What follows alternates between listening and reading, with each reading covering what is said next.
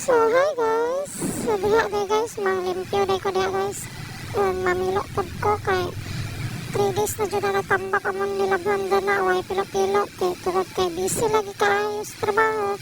So karon kay saya man ko nakauli diha di ali kay ito na siyang tabangan o pilo charlab. Dito mamilimpyo ko diha mamilo dahil panghawa ko na mabulingan sa partner.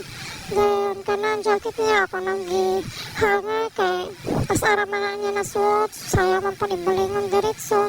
So dede guys saraya kay ako na siya i-arrange kay gubot kayo na mga notebook ni Kilian diaper dili naman na magamit ni Kilian pero di alam sana para yun na pami baby char lang.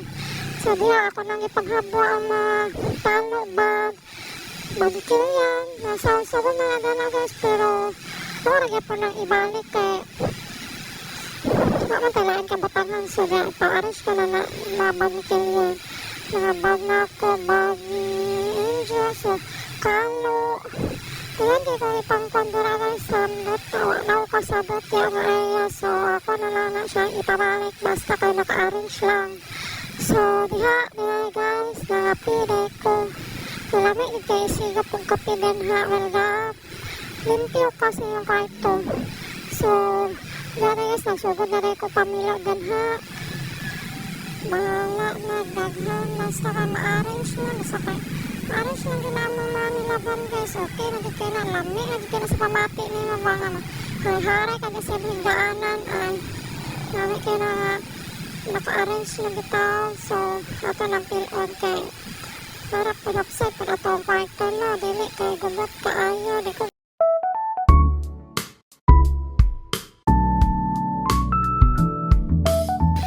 so, karon tayo guys